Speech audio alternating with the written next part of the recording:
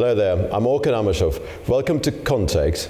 As the United States continues to ramp up its pressure on Ukraine and President Volodymyr Zelenskyy, with military aid and intelligence sharing arrangement having been suspended, top Trump advisors are reportedly holding confidential talks with the rivals of the Ukrainian leader. The central question that seems to sully the minds of those who want to have a clear view of the state of affairs involving Ukraine is if President Zelenskyy now is imminently expendable and if he has already become a spent force. Allies of the Ukrainian president beg to differ, arguing that there is absolutely no way the country could hold elections in wartime and that the incumbent head of state should remain in office until a ceasefire deal is struck. Early February, Keith Kellogg, US President Donald Trump's special envoy for Ukraine and Russia, said that, quote, a sign of a healthy democracy is a willingness and the ability to have an election, even in a time of war, adding that he did not mean that Zelenskyy needed to leave now. A lot has changed since then, of course. But still, although there are some legitimate question marks about the Ukrainian leader's ability to pull the strings of the government machinery, it is also true that in a recent poll conducted by British pollster Survation, 44% of the respondents said they would back Zelenskyy for the presidency, with his nearest rival, Valery Zaluzhny, who is now Ukraine's envoy to the United Kingdom, having the espousal level measured at 20 percentage points. The latest emergency defense summit in Brussels was of course a boost to Ukraine, yet it is very much unclear what will come out of it. For all the perceived genuflection by President Zelenskyy towards Donald Trump, the future of peace negotiations remain in the dark, with Ukraine increasingly facing more demands on concessions going against the grain of its original plans. And today I'm delighted to be joined by Maria Berlinska, representing the organization known as Dignitas, based in Kiev, Ukraine. Maria, welcome to Context. Thank you very much for your invitation. Thank you very much indeed for joining. First of all, I would like to hear your reflections, your main takeaways emanating from the latest defense summit, which was held in Brussels. What are they? No, I'm not a political expert, and I can't. I just can share my own opinion. Yeah, please, by all means. Yeah, your own reflections. Do you believe it's militarily Ukraine is going to get what it needs to get from European Union? Your takeaways could be designed along those lines. Yeah, first of all, I'm Ukrainian veteran since 2014. I joined to the army, and for me, the war started not in 2022 with full-scale invasion, but 8 years later. 8 years later. So. Before full-scale invasion, I spent years to convince our politicians in two simple and obvious, at least for myself, issues. Because I'm a specialist of air reconnaissance and I focused on developing unmanned technologies in Ukraine. Together with team, we developed a huge industry, a huge ecosystem of technologies. So the messages was very simple, that sooner or later Russia will return and we have to be well prepared. And another way, we will have catastrophic consequences. And one more message, that is gonna be a war of technologies. Therefore, we have to build our military industry as soon as possible. Unfortunately, our politicians were deaf. I remember as one of our ministers said to me at that time, Maria, just keep calm. They will not attack us and drones will not be so crucial. So my message here for European politicians now in 2025, please don't make our mistakes. Because we should talk not about what Ukraine will get from Europe, but we have to understand that our soldiers are gaining time for all Europe, not only for our families. And I think it's absolutely obvious that old system of world's order, old architecture, we see that crashed and under attack. And I understand that I say unpleasant and uncomfortable things. I really want to be wrong, but unfortunately I was not wrong in my predictions before that. So it's very naive to think that after receiving Ukraine and all our resources, Putin would stop. In today's world, it's hard to believe in war. We have a warm base of civilization, and therefore even the Ukrainians, having 8 years of war, didn't believe in the full-scale invasion. So the main point here is that all European politicians should understand sober discussion and sober reality that they have to take responsibility for security of their taxpayers, their civilians, because another way they will have this very catastrophic consequences. You are a military expert and you're following the developments very closely. We know that US currently suspended military aid to Ukraine. It's a temporary suspension, temporary freeze. It could be resumed, of course. We know that intelligence sharing arrangement has been suspended as well, and many experts believe it is absolutely vital ingredient of supporting Ukraine. How long Ukraine, with its current resources, could carry on this struggle on the battlefield? What is the extent of Ukraine's resources allowing it to defend its sovereignty and territorial integrity? It's true that for us, equipment and intelligence from the United States of America extremely important. I believe that we're still strategic partners, and some political tensions, some negotiations in the White House, it's not for decades. Yeah, it's just a working process.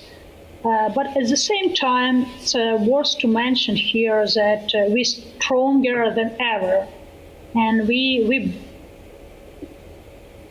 did build our own industry of technologies extremely quickly.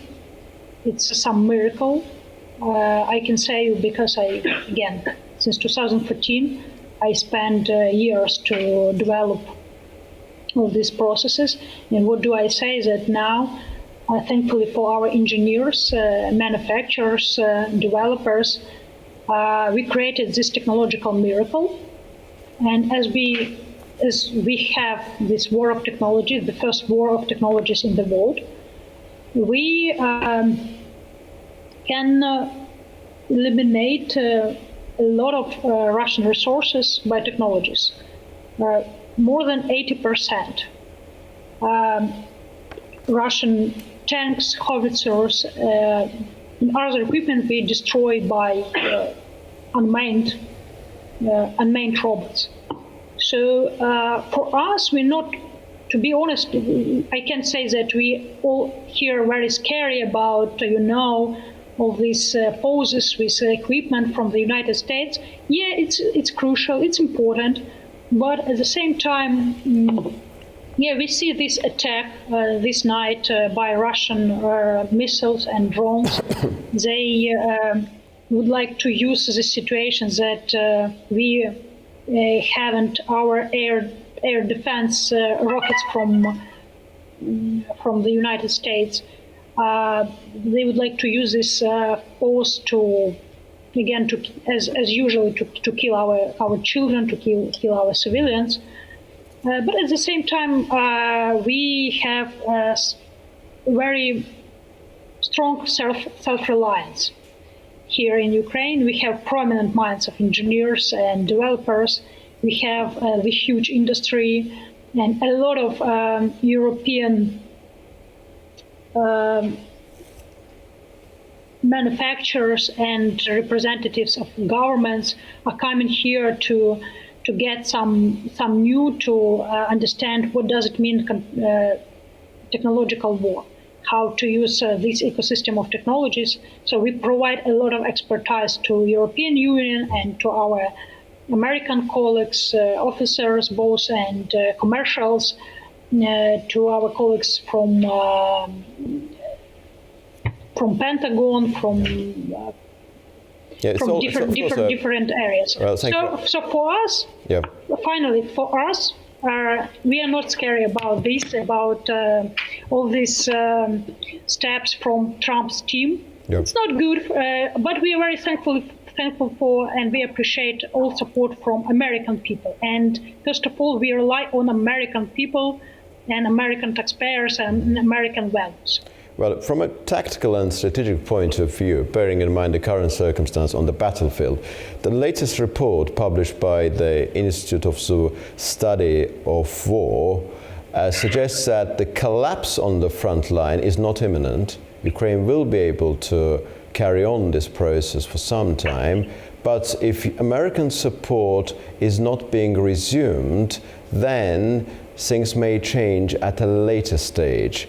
Bearing in mind the current state of affairs on the background, do you think some form of a ceasefire is what Ukraine needs now to be able to revitalize itself for the next stage? Or do you think that the continuation of the current military situation is what Ukraine needs? We're talking about two distinct possibilities. One is a ceasefire, and some period for Ukraine to be able to restore its resources and put into practice some of the things that you have been talking about. And second, without any ceasefire, without any concessions, to continue the process. Which one seems to be more reasonable from your perspective when it comes to the tactical and strategic landscape of the situation?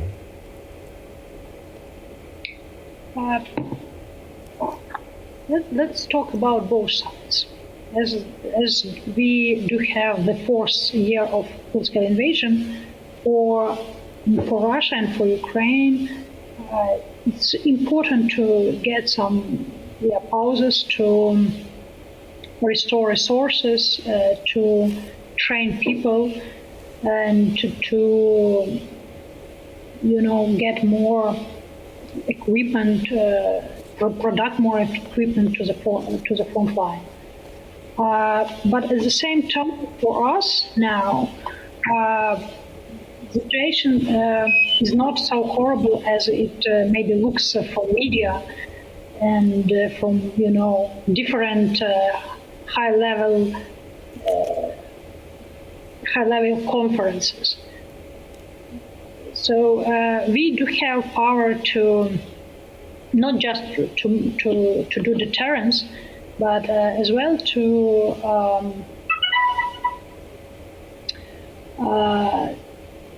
eliminate a lot of Russian resources, to beat Russian forces on different levels. And if your question is for which side the most important this pause, this ceasefire, for sure it's more important for Russia, not for us, because they do have a lot of losers of their soldiers. So you're saying that Russia needs ceasefire more than Ukraine does? Is some days, yes. Mm-hmm. We are talking about thousands, in some days it's thousands killed and injured Russians per day. Are you saying that in the case of the war of attrition, this long war, actually Ukraine is going to emerge as victorious compared to Russia? Because we know the Russians have improved their positions, very, very relatively, of course, over the past few months, but at the expense of massive casualties. I think that one of the latest reports from the self-same organization, the Institute of the Study of War, I think last year or early this year, reported on that there was some improvement from the Russian perspective on the ground, but at the massive at the expense of massive casualties. Bearing in mind that you are in Kyiv, I know you're not a political analyst, but still I feel compelled to ask this question. There are lots of speculations about President Zelensky's current level of popularity enjoyed by President Zelensky. Elon Musk recently stated that he's a dictator with 4% of support. Yeah, well, he said that Elon Musk said that had Ukraine held elections today, Zelensky would have lost by a landslide. And many of those advising Donald Trump seem to think that any vote would be unwinnable for President Zelensky due to war fatigue, because people are really, really very, very concerned about the current state of affairs. They're incredibly tired. And he also, I think there's some of the advisors to Trump saying that there's also public frustration over what is described to be rampant corruption. What is the feeling in the Kyiv about President Zelensky's popularity?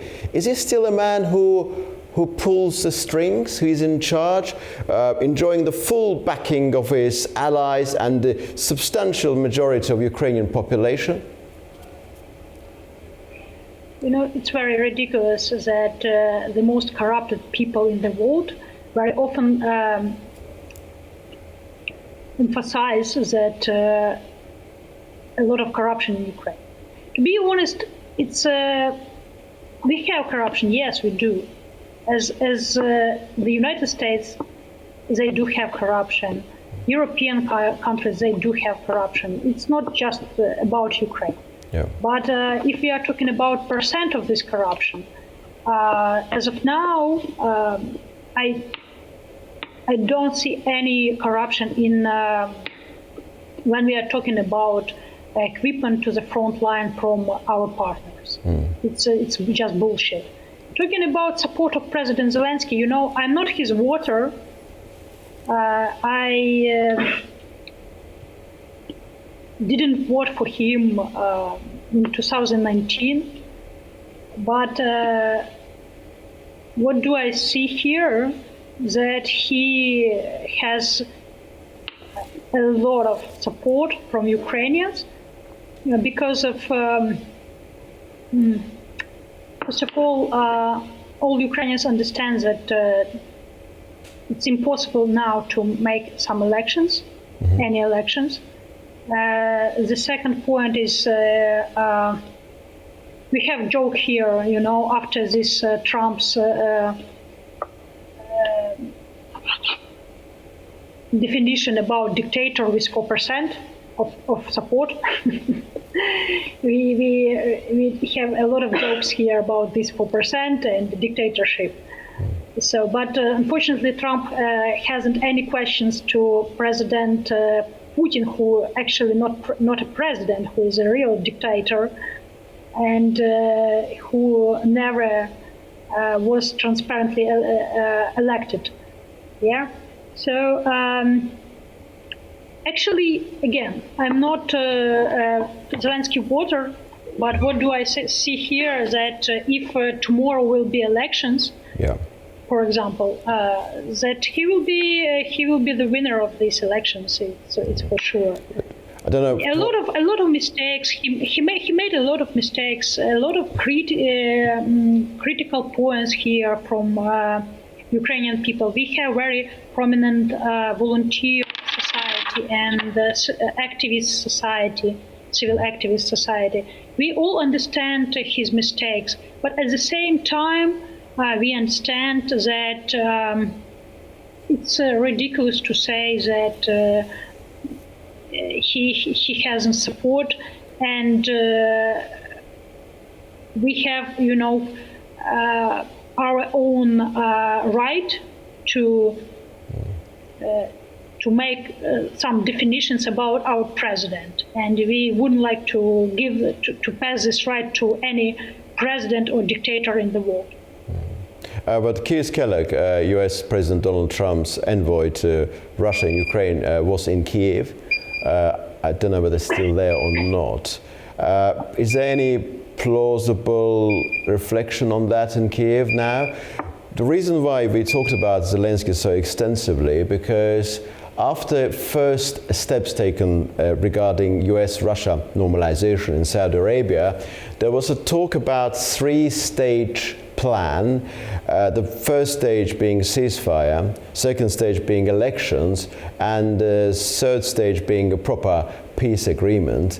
And it is widely believed that Donald Trump and President Vladimir Putin, they both very much dislike President Zelenskyy. The reason why President Putin dislikes President Zelenskyy is perfectly understandable why. There's no need to examine that. But President Trump, a man with his own peculiar qualities, does not seem to appreciate Zelenskyy for a number of reasons, including what happened back in 2019 regarding the then Trump's opponent Biden and some other developments. So the question here is that it may indeed be the necessity for new elections to be held. I wanted to ask to what extent this is something that's being discussed in Ukraine or not.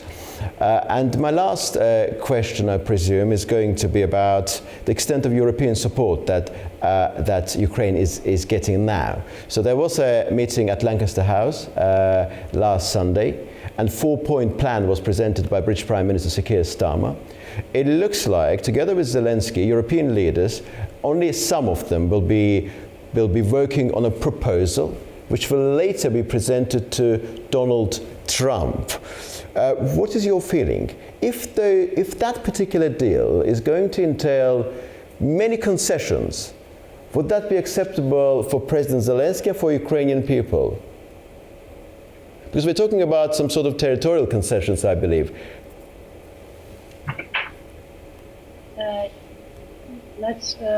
Let's talk about the first point. The first one was about that President Trump and President Putin wouldn't like to. They would like to have another president in Europe. So, but for us, we don't care about opinion of Trump and Putin about this. Only Ukrainian people will be, decision makers in this process.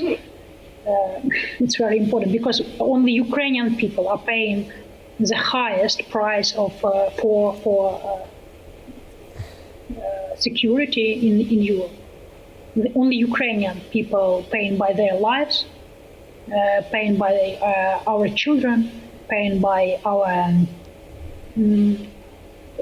civilians, and so on.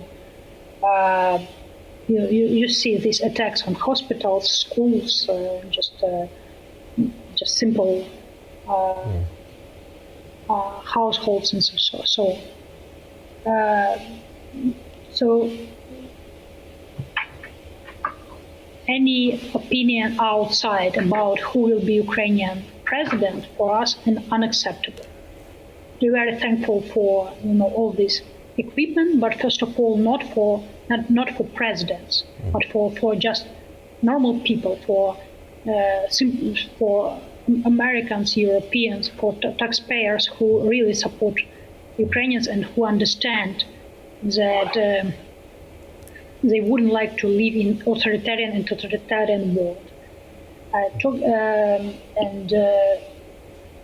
The main point here is European politicians, they should think about their security, because as of now, it looks like Ukrainian, the only guarantees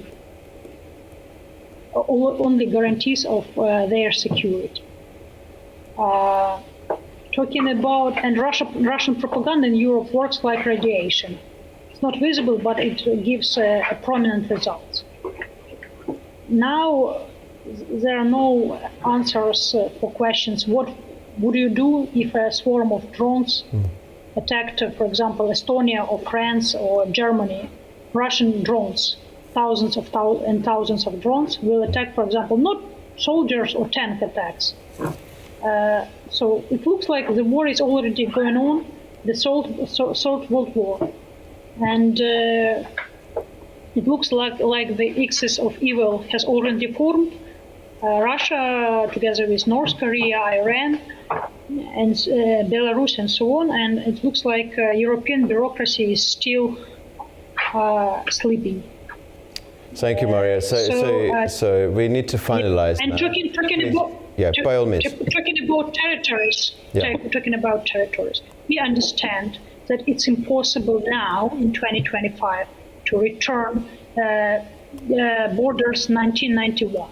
But at the same time, it's our sovereignty, and sooner or later we will return these borders. And now we are talking about borders 2022.